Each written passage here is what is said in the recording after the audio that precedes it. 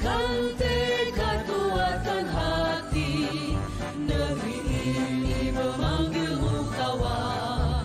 Belajar bergerak berbagi untuk negeri, guru penggerak majukan pendidikan. Guru penggerak menghamba pada murid, kreatif rancang pembelajaran. Hargai potensi, tingkatkan prestasi, lahirkan profil pelajar Pancasila. Belajar bergerak berbagi untuk negeri, kita menjalin kolaborasi. Belajar bergerak berbagi untuk negeri, demi bakti pada Ibu Pertiwi.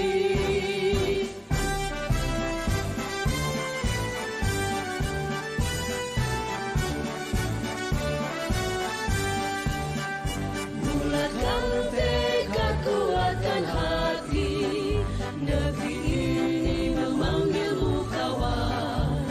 Belajar bergerak berbagi untuk negeri, guru penggerak majukan pendidikan. Guru penggerak menghamba pada murid, kreatif rancang pembelajaran. Hargai potensi, tingkatkan prestasi, lahirkan profil pelajar Pancasila.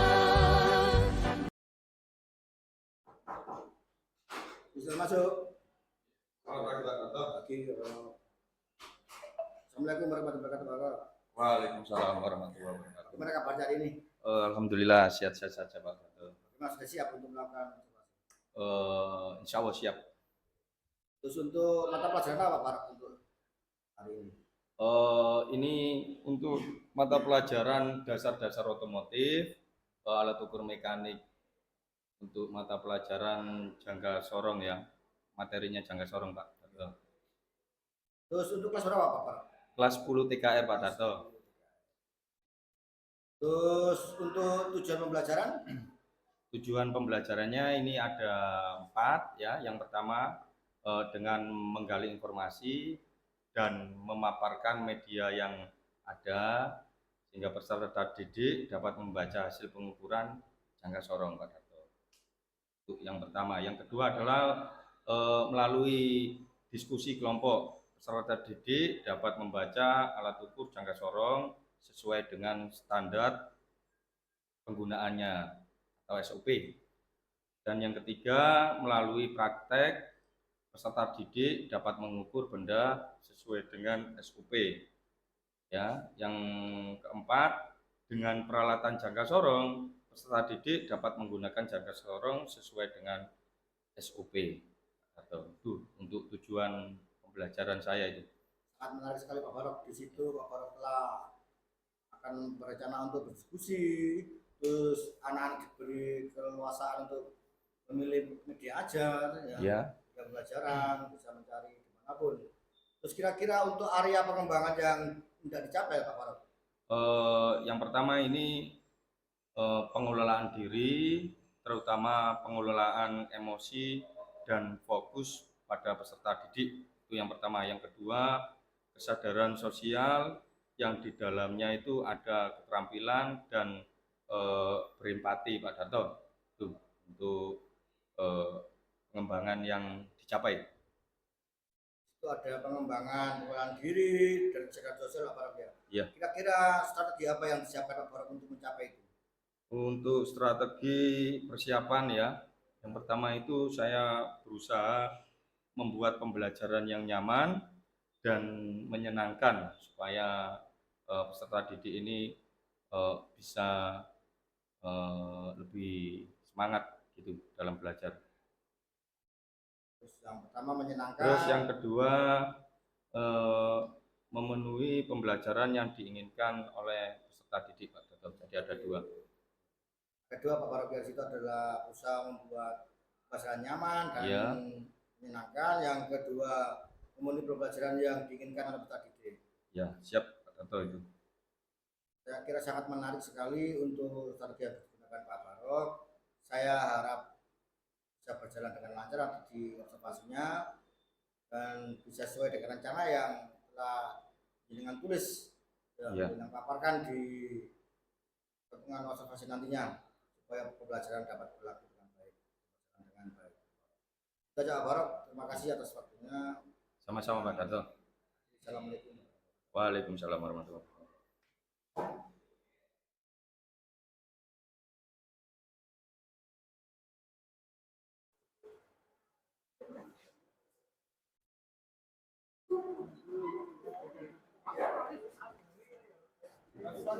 Ayo masuk dulu.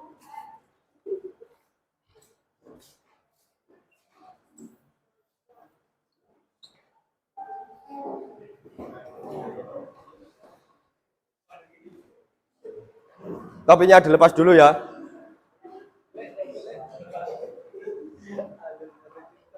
Ya, Assalamualaikum warahmatullahi wabarakatuh.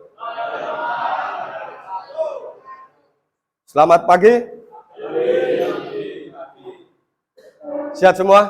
Ya. Alhamdulillah ya. Gak ada yang sakit ya? Oke.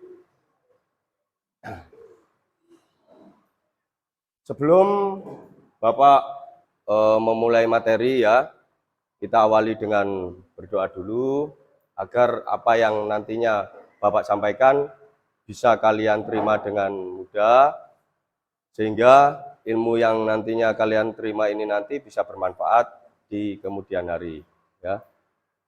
Berdoa dipimpin ketua kelas, berdoa dalam hati, berdoa saya persilakan. Siap, berdoa mulai.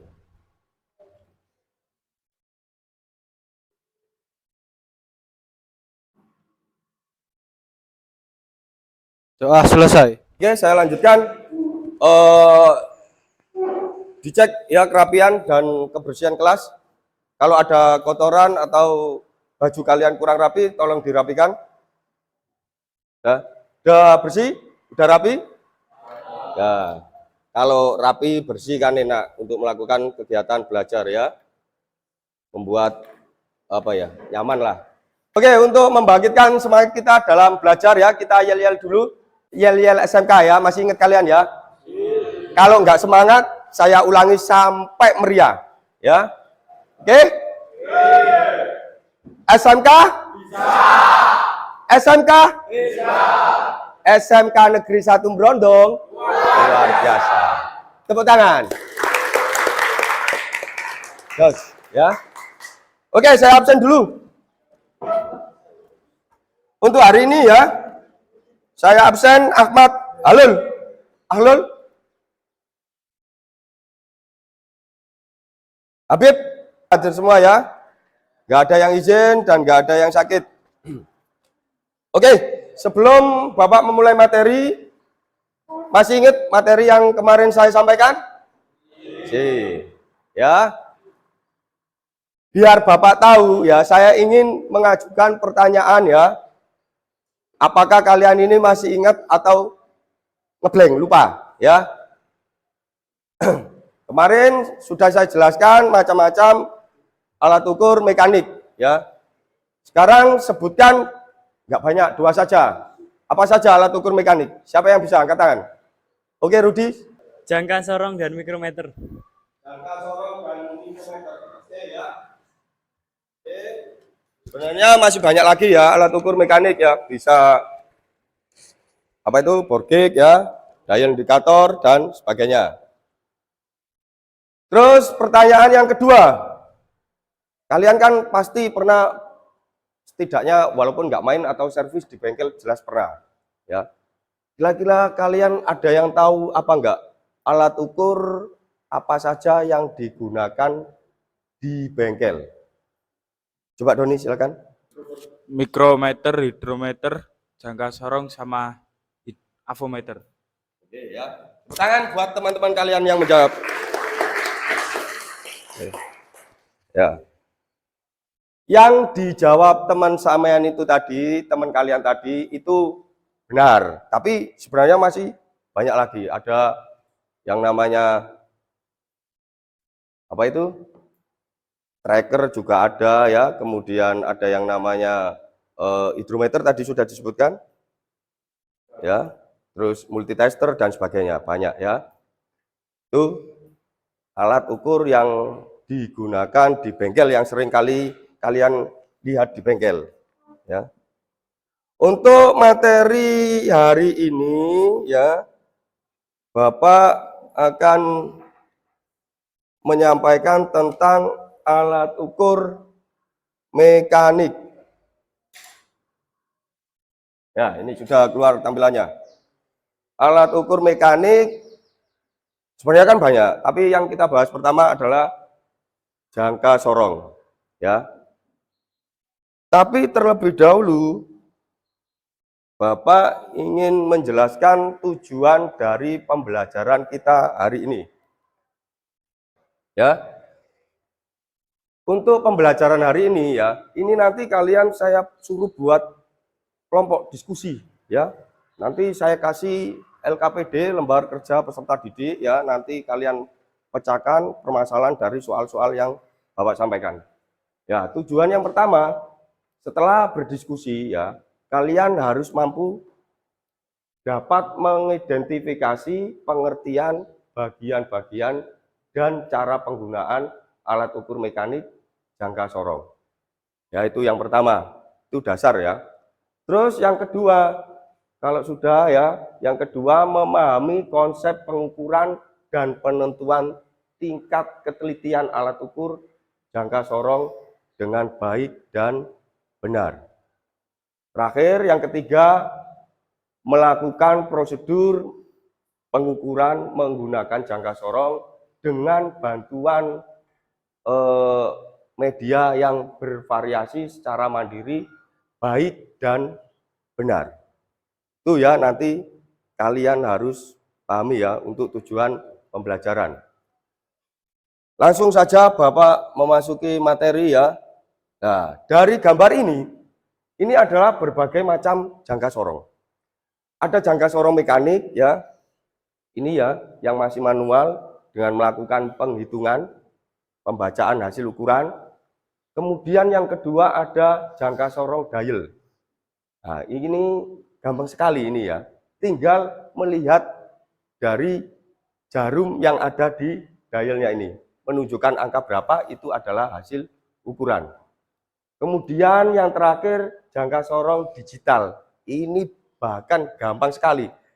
Kalian melakukan pengukuran langsung menunjukkan hasil ukuran. Tapi untuk yang Bapak bahas kali ini, pertemuan ini adalah mengenai jangka sorong mekanik ya. Alatnya seperti ini. Seperti ini ya. Perhatikan ya, seperti ini. Ya, untuk bagian nama-nama keterangan fungsinya nanti Bapak sampaikan. Terus ini Bapak juga sekilas info ya, saya perlihatkan untuk alat ukur yang menggunakan digital ya. Jadi ketika kalian melakukan pengukuran, angkanya nanti akan keluar langsung di digital ini. Jadi gampang sekali ya, tidak diperbolehkan ya. Kenapa saya tidak menyuruh kalian? Karena apa?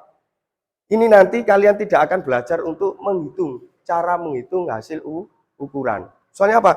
Hanya melihat angka sudah mengetahui hasil ukuran. Oh ya, biar kalian tambah semangat lagi, saya ingin memutarkan video ya. Nggak lama kok ya. Video ini untuk meningkatkan motivasi kalian belajar ya sebagai pelajar. Dan diingat, jangan sampai ngerasa itu belajar karena ada, semisal karena ada ujian. Ya nggak apa-apa, tapi jangan sampai ya. Setidaknya belajar itu untuk kebutuhan kalian. Ya, kebutuhan pokok itu ya. Jangan hanya ada ujian, kalian mau belajar. Ini tak kasih contoh ya. Saya putarkan video kok kasih contoh. Tolong diperhatikan ya. Cuma 3 menit ini.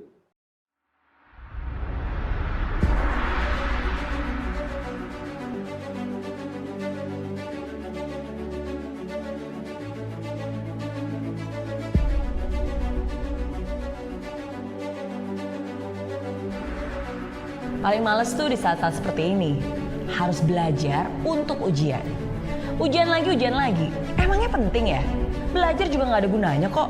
Matematika, fisika, sejarah, udah susah-susah belajar, toh nantinya nggak kepake juga. Untuk apa capek-capek ngafalin? Sekarang semua sudah digantikan mesin. Dulu saya juga pernah loh berpikir seperti itu. Tapi itu adalah pemikiran yang salah.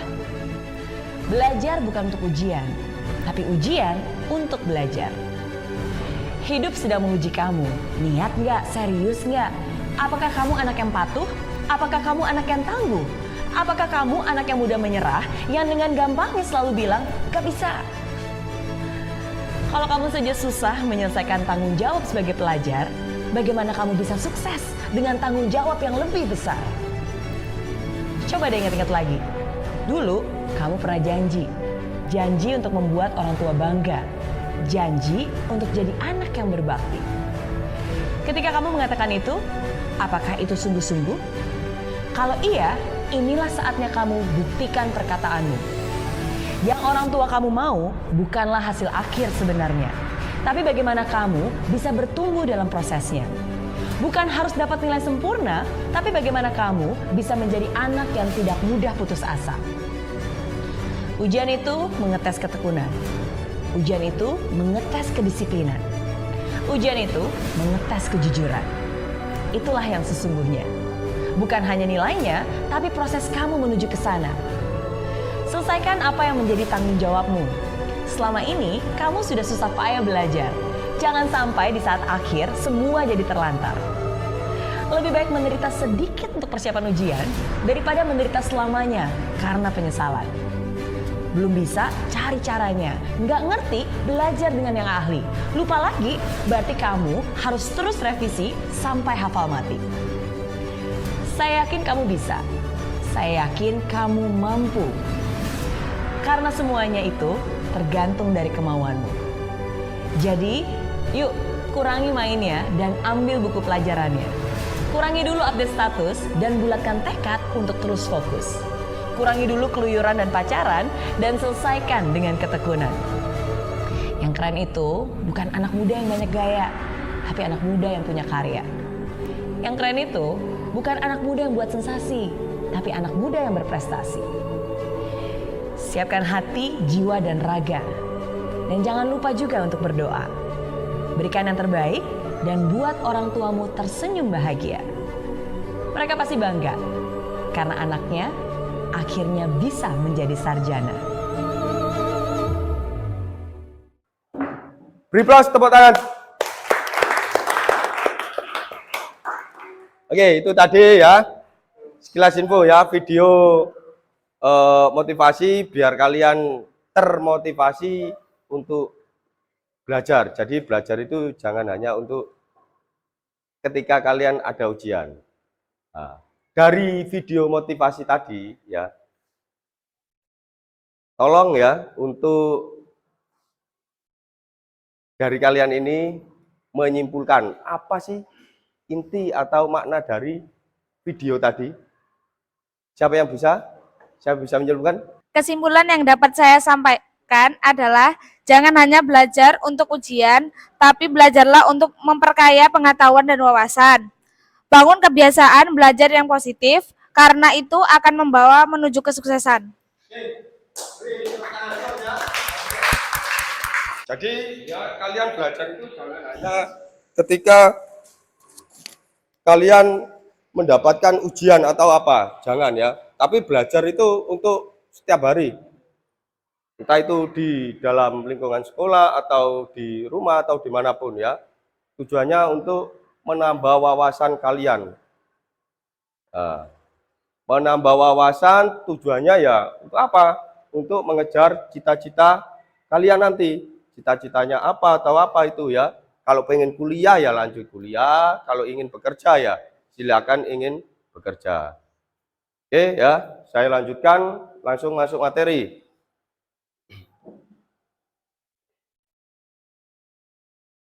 Nah, ini ya, materi kali ini jangka sorong.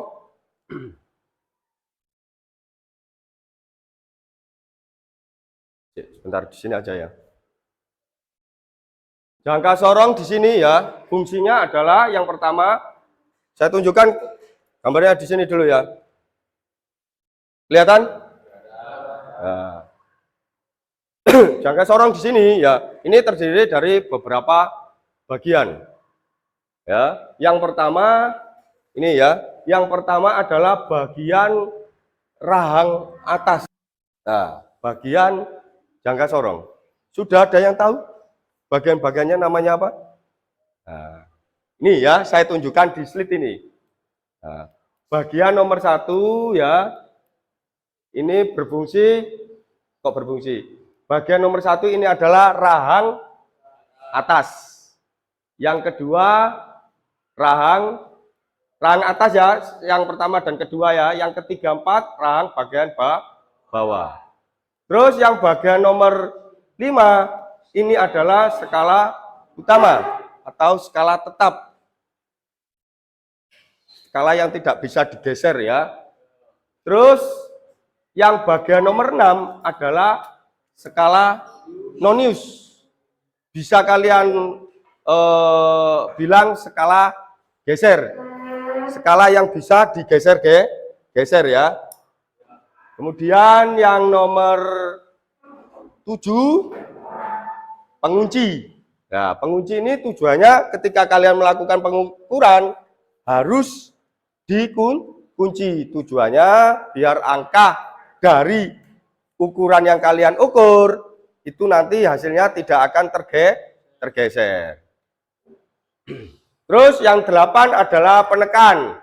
Ini loh Mas, ketika kalian sudah melakukan pengukuran, tak kasih contoh ya. Pengukuran diameter ini sebuah piston. Nah, gesernya ini juga ada alat untuk menekan. Nah, ditunjukkan di nomor 8. Terus yang terakhir adalah tangkai. Tangkai ukur kedalaman. Ini loh Mas, bagian ujung sendiri. Ini adalah bagian tangkai. Nah, oke, tak lanjutkan slide berikutnya. Nah, kita langsung memasuki yang namanya jangka sorong dengan ketelitian 0,2. Ini adalah yang yang Bapak tunjukkan untuk ini ya. Ini adalah tingkat ketelitian 0,02, di mana ini adalah gambar cara melakukan pengukuran. Nah, kalian perhatikan gambar yang di atas ini. Di bagian ruas atas atau garis strip atas ini adalah yang namanya skala utama atau skala tetap. Kalau bagian bawah ini adalah skala nonius atau skala geser. Nah, caranya gimana Pak? Yang pertama, kalian lihat di strip garis skala nonius angka 0. Ya, ini ya, kamu perhatikan ini dulu. Nah, untuk mencari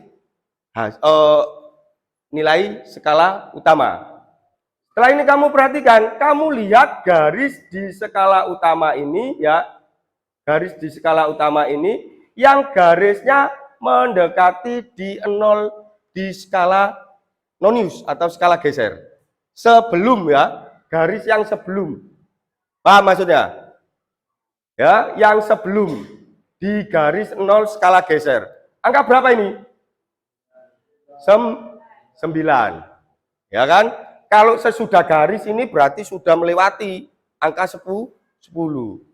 Ya, tapi itu tidak hasilnya ya, tidak diperbolehkan. Tapi yang diperbolehkan ini loh Mas. Sebelum garis di skala geser 0 ini ya, berarti ketemu skala utamanya berapa? 9.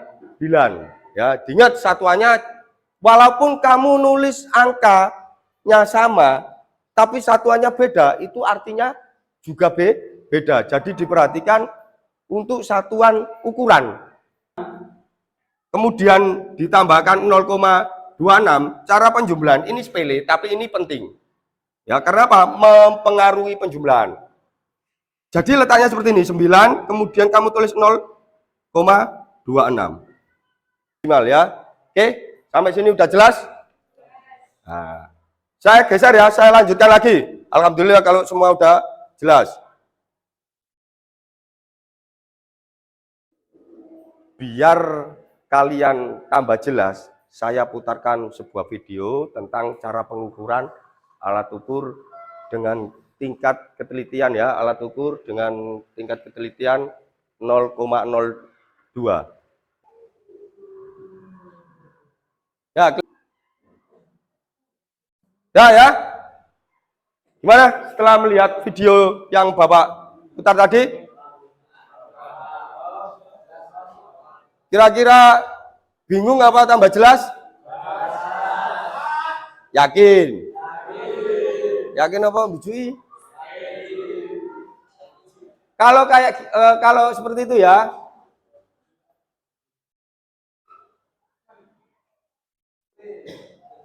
Nah, kalau semua sudah jelas, saya lanjutkan lagi. Nah, ini ya diperhatikan ya. Oke. Assalamualaikum, hai sobat ruang mesin, apa kabarnya Anda hari ini? Semoga dalam keadaan sehat dan baik selalu.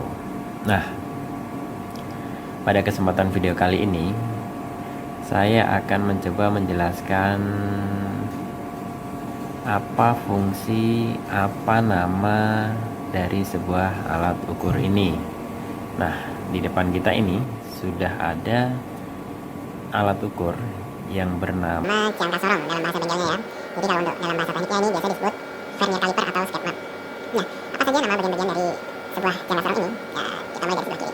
Nah, jadi di bagian bawah ini ada yang namanya, kalau dalam bahasa bengkel, rahan luar biasanya. Kalau dalam bahasa teknik namanya adalah outside jaw. Jadi fungsinya untuk mengukur tebal suatu barang, mengukur diameter luar, dan sebagainya yang bisa untuk kita ukur dari sisi sebelah luar.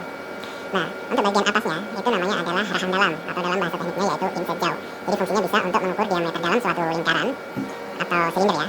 Lalu kita lanjut ke bagian depan sini. Jadi kalau kita balik ini posisinya, di sini bisa mengukur step atau dalam bahasa tekniknya yaitu step surface. Nah, nanti bisa kita praktekkan. Lalu di sini ada yang namanya clamp screw atau marker kunci. Jadi setelah kita melakukan pengukuran suatu benda, jadi bisa langsung kita kunci ke arah ke kanan untuk menguncinya, lalu bisa mengundurkannya supaya bisa kita slide ke arah ke kiri. Fungsinya lebih untuk memastikan jadi saat kita melakukan pengukuran itu tidak bergeser-geser kembali. Lalu di sini ada skala utama, di sini ada skala milimeter atau vernier scale dalam bahasa tekniknya. Di sini ada vernier scale dalam inci, bisa dilihat ya teman-teman. Lalu di belakang sini, ini ada suatu besi yang bila mana kita slide dia akan keluar. Ini namanya adalah pengukur kedalaman atau dalam bahasa tekniknya yaitu tip bar. Oke, baik, secara keseluruhan mudah dipahami bukan? Ini adalah alat ukur yang biasa orang bengkel pakai. Nah, di sini ada 3 benda bantu untuk kita ukur ya. Di sini nanti ada bearing. Kita akan mencoba mengukur diameter luar, diameter dalam, lalu tebalnya. Di sini ada T plastik, jadi nanti kita akan mengukur stepnya. Jadi bagian surface tadi kan, nah, teman-teman bisa lihat. Jadi kita nanti akan mencoba mengukur memakai step ini, lalu kita pastikan dengan deep surface. Lalu di sini ada mur, namun di bagian tengahnya nanti kita bisa ukur untuk mengukur kedalamannya. Oke, baik, kita ke yang pertama. Nah, di sini ada bearingnya, sobat. Jadi coba kita ambil ukuran diameter luarnya. Jadi bisa langsung kita ukur saja dengan cara menggeser slide ke arah kanan. Lalu tempelkan di bagian sisi bagian luar, karena kita akan melakukan pengukuran untuk diameter luar. Bisa dilihat. Nah, teman-teman bisa lihat, sorry kameranya kurang fokus. Nah, di sini kita bisa ambil angka untuk diameter luar dari bearing ini adalah 62. Kenapa bisa kita katakan 62? Karena dari skala utama menunjukkan angka 60 lebih 2 strip. Nah, bisa dibilang ini adalah 62. Lalu kita ambil strip bagian skala bawah atau skala milimeter dengan bagian 0,05 nya, itu menunjukkan di angka 0. Nah, jadi bisa dibilang ini adalah diameter bearing dengan diameter bearing dengan ukuran 62 mm. Kenapa bisa begitu? Karena di sini skala yang segaris lurus dengan skala milinya yang skala milimeter bawah ini itu adalah 0. 60 lebih 2 strip, lalu di bagian bawah sini yang sejajar hanya angka 0. Jadi bisa dibilang ini adalah 62 mm. Lalu kita lanjut ke bagian diameter dalam. Pastikan sejajar ya sobat, jadi kita pasti untuk ukurnya. Nah, bisa seperti ini posisinya. Lalu coba kita lihat di skalanya. Di skala utama menunjukkan 30 lebih 5 strip. 1, 2, 3, 4, 5. Lalu di skala kecil yang milimeternya pas lagi di angka 0 yang segaris. Bisa kita lihat dari angka 0 sampai angka 10 yang segaris hanya di angka 0. Jadi bisa dibilang diameter bearing ini adalah 35 mm. Lalu lanjut ke tebal. Nah, tebal dari bearing ini cara mengukurnya adalah seperti ini. Jadi kita posisikan si rahan luar tadi pada bagian sisi tinggi atau sisi tebalnya dari bearing ini. Nah, bisa kita lihat di sini menunjukkan angka 14. Nah, kenapa bisa dibilang 14? Karena di sini di skala utamanya terbaca 10 lebih 4 strip. Lalu kita lihat yang segaris dengan skala mili yang di bawahnya itu hanya di angka 0. Jadi bisa dibilang ini adalah bearing dengan ketebalan 14 mili. Nah, itu tadi adalah bagaimana cara menggunakan rahan dalam untuk diameter dalam, lalu rahan luar. lalu arahan luar untuk mengukur tebal suatu benda. Nah, di sini ada suatu benda, kita akan mencoba untuk mengukur step menggunakan si surface, step surface. Nah, di sini. Jadi nanti kalau kita geser, ini bisa membaca step suatu benda. Nah, bisa kita lihat. Kita akan mencoba mengukur step ini. Jadi dari sudut sini ke sini kita akan coba ukur. Nah, bisa dilihat. Kita akan tempelkan. Nah, lalu geser si bagian bawahnya. Bisa kita baca. Dari skala utamanya adalah pada baris ke-6. Lalu pada skala kecilnya pada baris ke 6,5 atau 65. Jadi bisa dibilang ini stepnya adalah 6,65. Nah, jadi kenapa bisa dibilang 6,65? Karena baris yang sejajar setelah skala utama adalah kita baca di 6, 0. Lalu di sini garis yang sejajar hanya di 6,5 ini. Bisa dilihat ya sobat. Coba saya fokuskan dulu kameranya. Nah, hanya di 6,5 ini. 6-nya lebih, 7-nya kurang. Jadi yang pas ini di 65. Jadi bisa dibilang step benda ini ada di angka 6,65. Jika Anda kurang ini bisa kita pastikan dengan tip bar atau dengan mengukur kedalaman sebenarnya bisa, cuma lebih akurat dengan menggunakan step surface tadi. Nah, tidak ada celah sama sekali ya. Jadi bisa dibilang step surface benda ini adalah 6,65. Nah, pada benda yang terakhir kita akan mencoba mengukur kedalamannya suatu silinder ini ya, pada mur. Baik, kita akan menggunakan si tipernya, karena untuk mengukur kedalaman kita harus menggunakan ini. Nah, kita masukkan, kita tempelkan dulu, dan pastikan ini harus rata ya sobat. Kita dorong ke bawah, lalu kita kencangkan di mur penghentinya, lalu kita baca. Di sini terbacanya 10 lebih 4 strip. Nah, 10 lebih 4 strip ini, lalu kita cari setelah 0 itu di garis berapa dia yang sejajar. Nah, bisa kita lihat antara 0 sampai 10 yang sejajar hanya di angka 3. Yang lain lebih atau kurang ya. Jadi bisa dibilang 10 lebih 4 strip ini adalah 14 mili. Dan yang bawah ini adalah untuk angka komanya. Jadi 10 lebih 4, 14,3 mm atau 14,30 mm. Baik, sangat mudah bukan sobat? Jadi untuk membaca alat ukur ini sangat mudah. Namun pastikan kita mengenali fungsinya. Jadi kita tidak salah menggunakan alat ukur. Jadi yang untuk arahan luar, yang untuk mengukur diameter luar, yang arahan dalam, yang untuk mengukur diameter dalam. Jadi jangan dibolak-balik karena pasti hasilnya tidak akan akurat. Sangat mudah bukan sobat? Semoga video ini membantu. Jangan lupa subscribe, like, and comment supaya kita semangat untuk membuat video-video selanjutnya. Wassalamualaikum warahmatullahi wabarakatuh. Oke, ya. Gimana setelah melihat video tadi? Gimana, masih bingung atau tambah paham? Apa tambah belum? Tambah paham ya? Oke ya, terus gambarnya videonya tadi kalau saya perhatikan jelas ya untuk penyampaiannya tadi. Jadi saya rasa kalian mungkin tambah lebih paham ya setelah melihat itu tadi. Selanjutnya ya,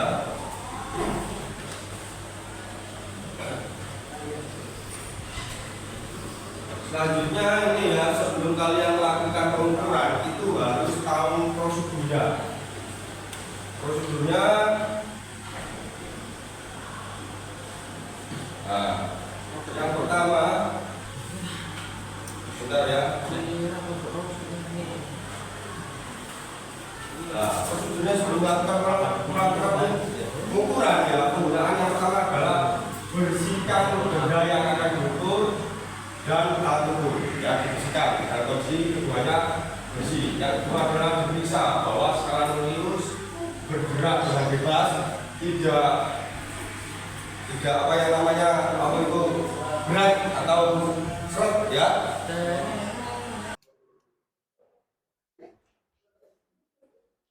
Oke, setelah Bapak menyampaikan materi ya, dan kalian sudah rasa paham ya, paham apa tidak? Nah, biar Bapak lebih pasti ya untuk mengetahui kemampuan kalian ya, Bapak bentuk kelompok yang tujuannya nanti ya, selain untuk mengetahui kalian sudah paham atau tidak ya, tujuan yang kedua adalah ingin kalian memecahkan soal yang ada di lembar kerja peserta didik atau LKPD yang nantinya saya bagikan per kelompok ya. Saya bagikan per kelompok. Jadi ini dikerjakan per kelompok, enggak individu, tapi dengan cara apa? Kerjasama. Jangan kerjasama antar kelompok, tapi kerjasama di dalam satu kelompok ya. Oke, Ini saya bentuk 4 kelompok ya. Silakan untuk baris yang sini kelompok 1 ya, sisanya geser ke sini kelompok 2, kelompok 3 dan kelompok 4. Silakan dibentuk. Untuk kelompok 1 ya, saya kasih LKPD masing-masing 1 ya. Kelompok 3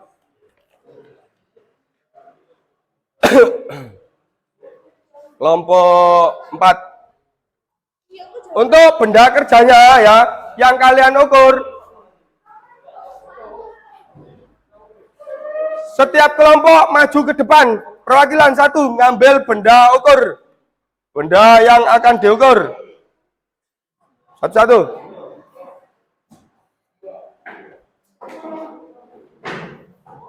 Silakan ya. Ya. Ini juga. Ini nanti gantian ya. Kalau alatnya kurang ya, nanti gantian, bisa dipakai gantian ya. Kampasi. Ya, silakan. Enggak apa-apa wis, kamu bawa itu ya. Jangka sorongnya ini ya. Saya bagikan satu-satu. Ini ya.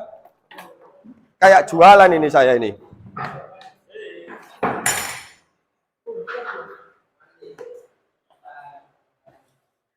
Ini ya. Nah, silakan. Ini kamu bisa ada kelebihan 1 bisa digunakan. Oke, hei, minta tolong hadapi saya. Dikerjakan sesuai perintahnya ya. Ya. Sesuai LKPD yang sudah saya bagikan.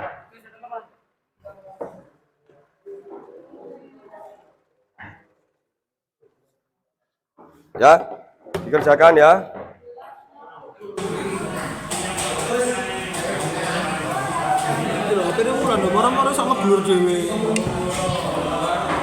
Oke ya, waktu diskusi sudah selesai.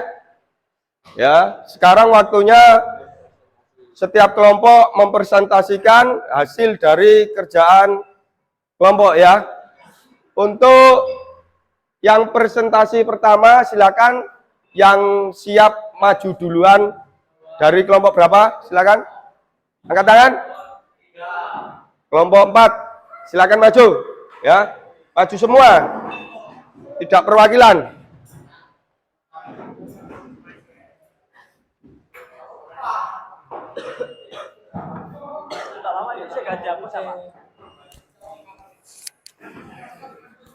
Baris ya.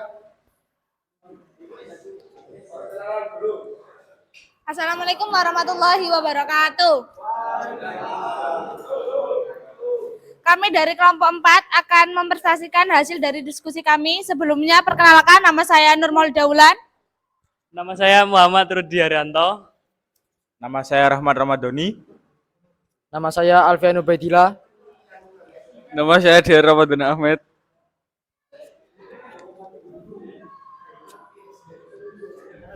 Komponen benda yang diukur. Yang pertama, piston. Hasil pengukuran kita adalah diameter 81,05 mm. 2. Tromol rem belakang. Hasil pengukuran 225 mm. 3. Kampas rem. Hasil pengukuran 0,05 mm. Dan yang terakhir, bearing as alternator 35 mm. Ada yang ingin ditanyakan?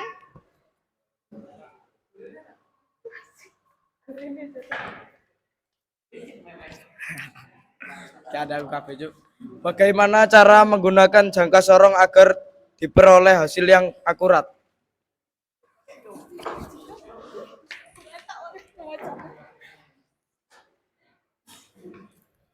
Mengetahui bagian-bagian jangka sorong. Yang pertama, bersihkan jangka sorong dan benda yang diukur. Kedua, menutup rahang jangka sorong. 3. Kendurkan skrup pengukuran. 4. Geser salah satu rahang jangka sorong. 5. Jepit objek yang diukur. 6. Membaca skala utama. 7. Membaca skala geser. Dan yang terakhir, menjumlah hasil skala utama dan skala geser. Ada yang ingin ditanyakan lagi? Ada yang bertanya lagi? Cukup? Sekian presentasi yang dapat kami sampaikan, kurang lebihnya mohon maaf. Wassalamualaikum warahmatullahi wabarakatuh.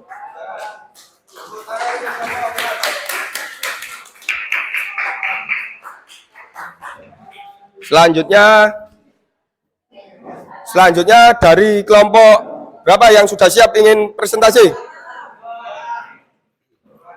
Kelompok 1, silakan.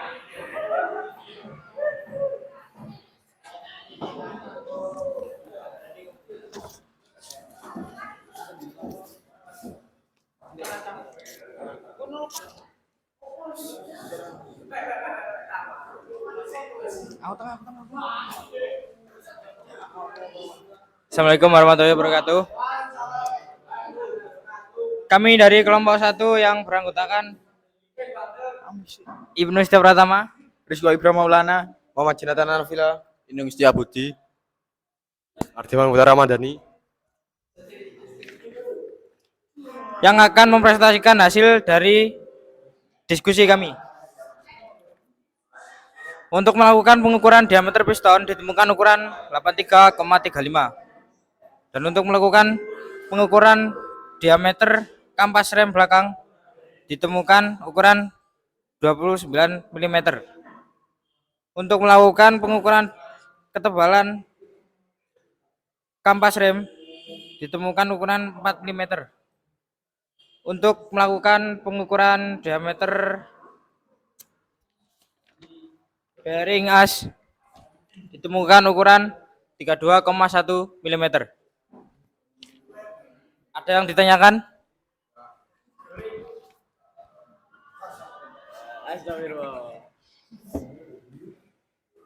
Bagaimana cara menentukan skala utama pada jangka sorong?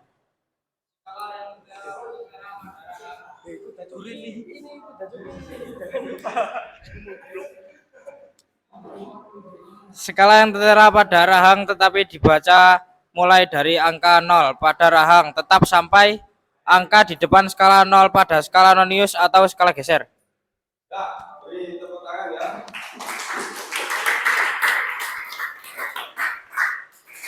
Assalamualaikum warahmatullahi wabarakatuh. Ya. Untuk selanjutnya kelompok 3 atau kelompok 2 ini yang siap duluan yang mana ini? Ya, silakan.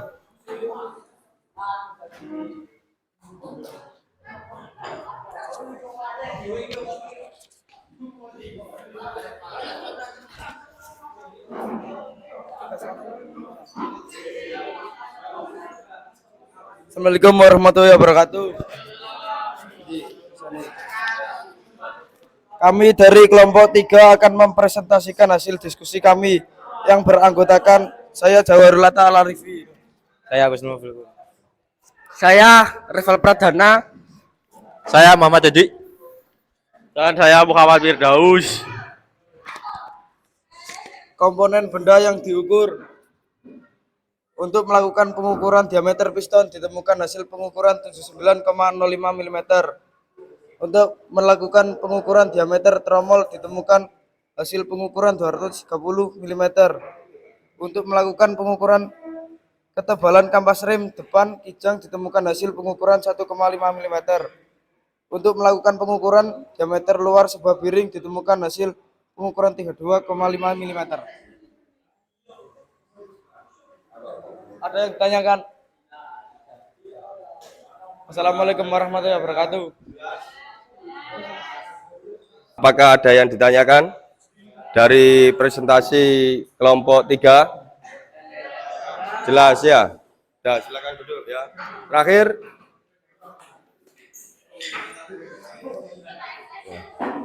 Beri tepuk tangan kelompok 3.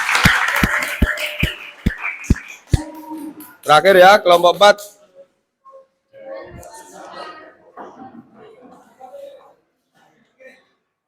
Siapa yang ini yang presentasi?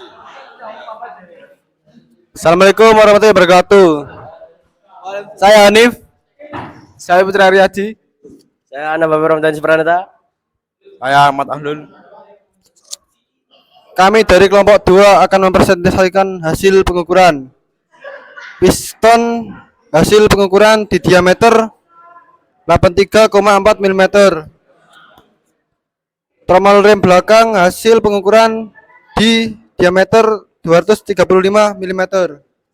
Kampas rem depan hasil pengukuran di diameter 3,6 mm.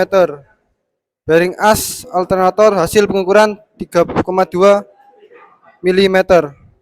Sekian dari kelompok kami, terima kasih. Assalamualaikum warahmatullahi wabarakatuh.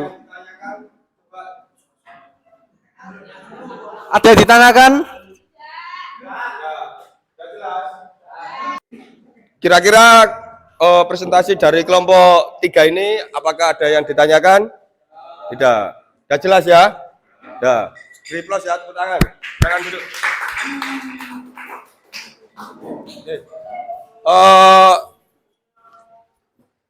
Waktu diskusi sudah selesai ya. Bapak minta tolong untuk ditata kembali meja dan bangkunya ya seperti semula. Ya, sebelum Bapak mengakhiri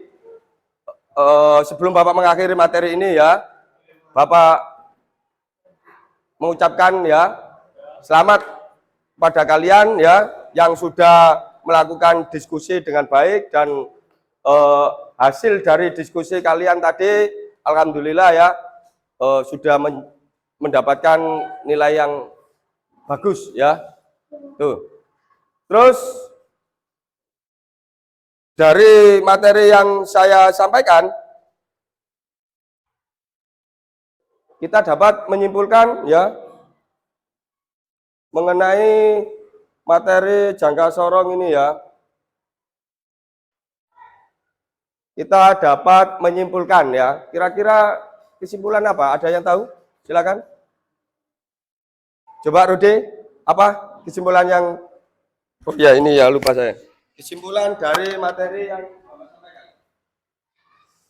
1. Jangka sorong adalah alat ukur yang digunakan untuk mengukur diameter luar, diameter dalam, dan kedalaman benda. 2.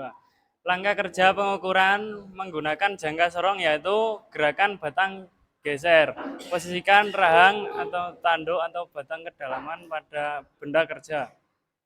Kunci mur pengunci, lakukan pembacaan pada skala utama dan skala nonius. Sudah. Beri tepuk tangan ya, close.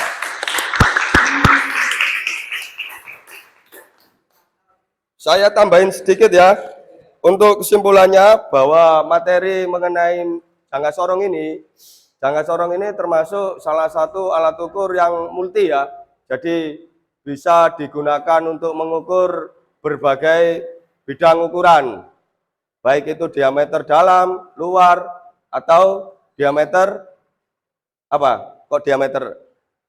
Kedalaman ya. Terus jangka sorong juga memiliki beberapa macam ukuran tingkat ketelitian ya, yang sering kita gunakan ukurannya 0,02 dan 0,05. Nah,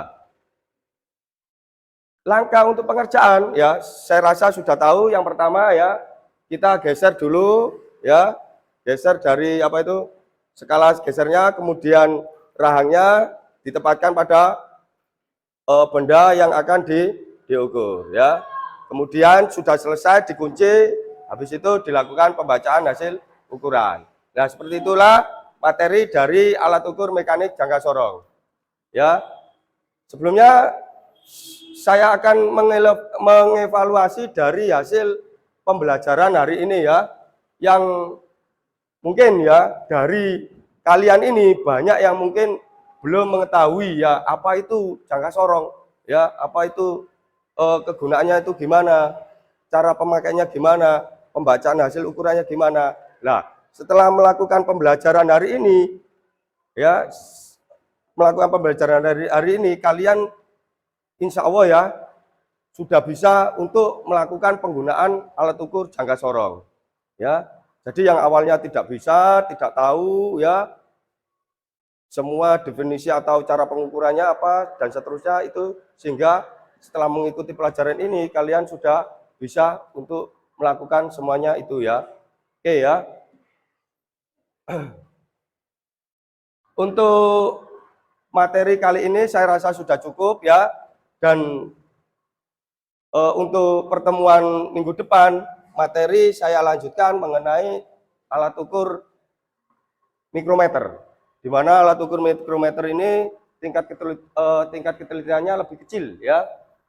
0,01 ya, namanya mikro kan kecil. Jadi lebih jelimet, lebih teliti lagi. Dari jangka sorong yang 0,02 yang jelimet, ini lebih kecil lagi. Tapi insya Allah kalau nanti kalian belajarnya tekun, ya dalam proses pembelajaran, bisa menerima apa yang saya sampaikan, ya insya Allah kalian akan gampang ya untuk memahami materi yang Bapak sampaikan ke depannya ya. Dah, tolong untuk ketua kelas ya dipimpin berdoa ya. Setelah itu selesai ganti pelajaran berikutnya ya. Berdoa dalam hati ya.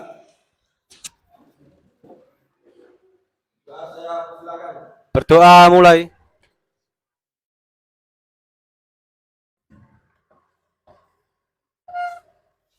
Berdoa selesai. Saya kira assalamualaikum warahmatullahi wabarakatuh.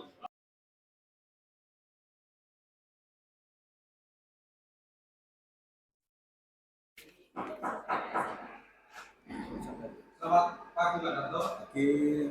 Assalamualaikum Pak Barok. Waalaikumsalam. Selamat duduk Pak Barok. Ya, Gimana sehat hari ini? alhamdulillah sehat-sehat saja. Saya akan menyampaikan hasil observasi saya kemarin Ya, kepada Pak Barok di pembelajaran Pak Barok di kelas. Untuk aspek strategi pengembangan pengelolaan diri Pak Barok sudah ada, dilakukan dengan baik. ya. Terus untuk keterampilan berempati juga dilaksanakan dengan baik sesuai dengan rencana. Terus untuk fokus kepada memberikan anak-anak speaking juga telah dilakukan dengan baik. Cuma ada catatan tambahan Pak Barok ya. Untuk pengelolaan diri dan kesadaran sosial semua dilakukan dengan baik. Cuma untuk memperluas lagi untuk materi pembelajarannya, depannya agar anak-anak lebih senang, lebih nyaman, lebih tertantang lah untuk mencari media pembelajaran yang baru. Iya, iya Pak. Iya. Itu aja yang saya sampaikan. Dan selanjutnya saya akan bertanya perasaan Pak Barok bagaimana untuk observasi kemarin. Ya, kira-kira refleksi apa yang Pak Barok dapatkan setelah melakukan observasi? Saya merasa puas karena strategi pembelajaran saya dapat dilakukan sesuai dengan rencana dan juga pengelolaan diri serta kesadaran emosional itu bisa tercapai Pak Darto. Terus perasaan Pak Barok sendiri waktu observasi di kelas bagaimana? Sangat senang, sangat puas ya dengan metode pembelajaran yang saya sampaikan pada anak-anak. Terus kira-kira dalam melakukan observasi kemarin Pak Barok melakukan pembelajaran apa ada permasalahan yang timbul? Melakukan pembelajaran, mencoba metode pembelajaran untuk mengatasi problem-problem yang ada di dalam kelas gitu Pak Darto, untuk meningkatkan semangat belajar anak-anak gitu. Terus kekurangan apa yang ada pada diri Pak Barok waktu kemarin di pembelajaran? Apa ada anak-anak yang kurang fokus? Apa anak-anak sudah mengikuti pelajaran dengan baik? Apa masih ada anak-anak yang tidak memperhatikan dengan belajar dengan baik dengan Pak Barok? Ya, untuk pada saat pembelajaran memang ada 1-2 anak yang kurang fokus, tapi dibandingkan dengan pembelajaran yang sebelumnya, untuk strategi pembelajaran yang saya sampaikan kemarin itu bisa meningkat dalam artian semangat anak-anak untuk belajar itu bertambah gitu Pak Darto. Masih ada permasalahan beberapa itu ya? Iya, masih ada. Terus untuk rencana perbaikan kira-kira apa yang Pak Barok lakukan? Saya akan merubah atau modifikasi metode pembelajaran saya nanti Pak Darto. Terus kira-kira Pak Barok sendiri itu mampu untuk mengatasi masalah itu sendiri apa masih membutuhkan bantuan dari pihak-pihak lain? Ya, tetap saya nanti akan minta tolong dengan teman sejawat nanti untuk bagaimana langkah-langkah yang seharusnya untuk bisa memperbaiki dari kekurangan pembelajaran ini. Terus tidak lanjut setelah melakukan observasi kemarin? Apa? Tindak lanjut mengembangkan fokus peserta didik dengan berbagai kayak memberikan ice breaking yang menarik gitu supaya siswa itu tidak males-malesan ya, biar semangat belajarnya itu bisa bangkit gitu Pak Darto. Untuk rencana Pak Barok sudah bagus, nanti mungkin kedepannya bisa sebagai referensi teman yang lain, bagaimana cara Pak Barok untuk memberikan speaking supaya anak-anak fokus di pembelajaran. Dan mungkin saya juga, jika nanti ada keberhasilan dari Pak Barok, saya juga ingin belajar dari Pak Barok bagaimana cara untuk yang menarik sih, untuk speaking yang menarik bagi anak-anak. Apa hanya perlu 1 kali atau 2 kali kita lakukan. Ya, gitu aja Pak Barok, terima kasih atas waktunya. Ya, Pak. Dan untuk berikutnya Pak Barok lebih sukses lagi. Ya, terima kasih. Dan saya akhiri, assalamualaikum warahmatullahi wabarakatuh. Pak Barok. Waalaikumsalam warahmatullahi wabarakatuh. Sama-sama. Sudah.